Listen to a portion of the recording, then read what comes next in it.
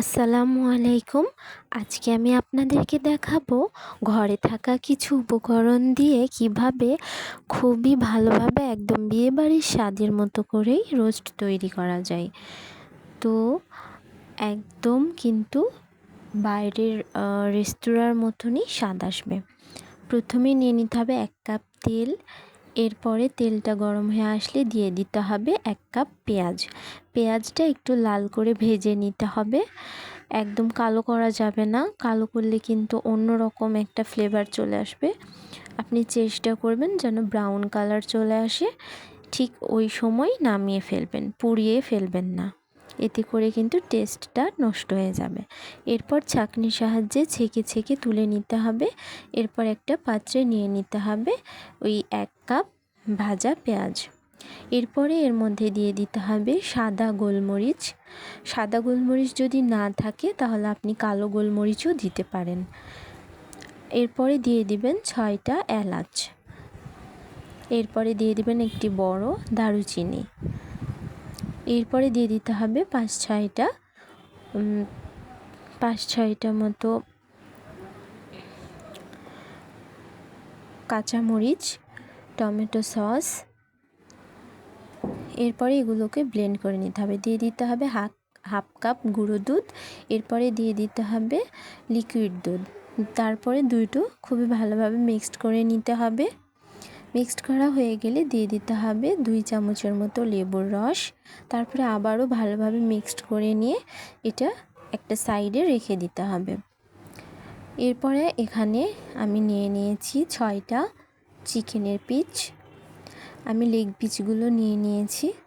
আপনার ইচ্ছা হলে আপনি সব ধরনেরই নিতে পারেন। এরপরে দিয়ে দিতে হবে স্বাদ মতো লবণ। তারপরে দিয়ে দিতে হবে গোলমরিচের গুঁড়ো।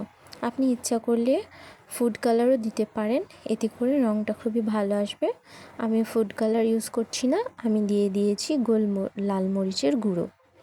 এরপরে আমি এগুলোকে ভালোভাবে একটু মাখিয়ে নেব, খুবই ভালোভাবে মাখিয়ে নেব যেন প্রত্যেকটাতে খুবই সুন্দরভাবে লাগে। এরপরে আমি হালকা করে তেলে একটু ভেজে নেব। বেশি কালো করা যাবে না, আবার একটু সাদাও রাখা যাবে না, মানে একটু লাল লাল করে ভেজে নিতে হবে। এই যে এক পাশ হয়ে গেছে, আমি আরেক পাশ দিচ্ছি। আস্তে আস্তে করে ভাজবেন যেন ভাজাটা খুবই সুন্দর হয়, যেন বেশি পুড়ে না যায়।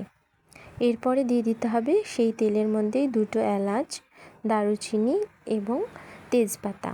এটা একটু ভালোভাবে ভেজে নিতে হবে।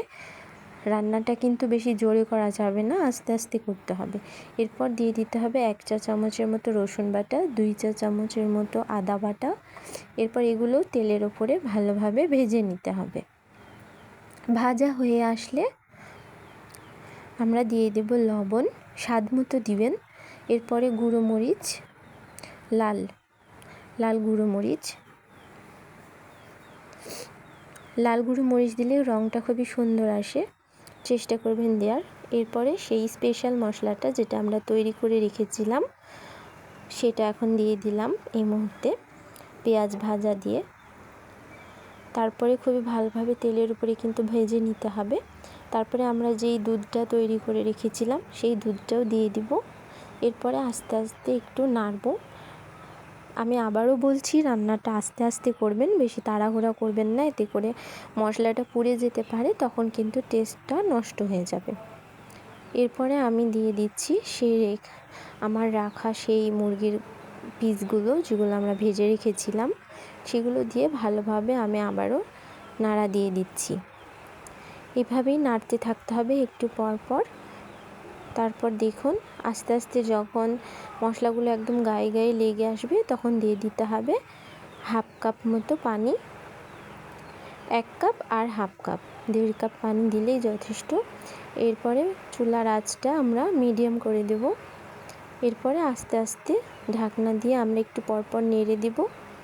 তারপরে যখন দেখবেন যে তেলটা উপরে উঠে এসেছে, মশলাটা নিচে নেমে গেছে, ঠিক সেই সময় চুলাটা বন্ধ করে দিতে হবে। আর নামানোর আগে অবশ্যই দিয়ে দেবেন 1 চা চামচের মতো চিনি। চিনিটা দিলে টেস্টটা ভালো হয়, তবে আপনি যদি না চান তাহলে না দিতে পারেন। আর উপর দিয়ে দিতে হবে গোটা 5-6টা কাঁচামরিচ। এটা আমরা ঝালের জন্য দিচ্ছি না, ফ্লেভারের জন্য দিচ্ছি, একটা খুবই সুন্দর সেন্ট আসবে এবং ফ্লেভার আসবে। এরপরে আমরা একটু পেঁয়াজ বেরেস্তা ছড়িয়ে দিলাম। বাস দেখুন, আপনি যদি রোস্ট লাভার হয়ে থাকেন আপনি এই রোস্টটা করে খাবেন, আপনার আত্মীয় স্বজন বা যে গেস্ট আসবে তাদেরকেও করিয়ে খাওয়াবেন। আশা করি খুবই ভালো লাগবে।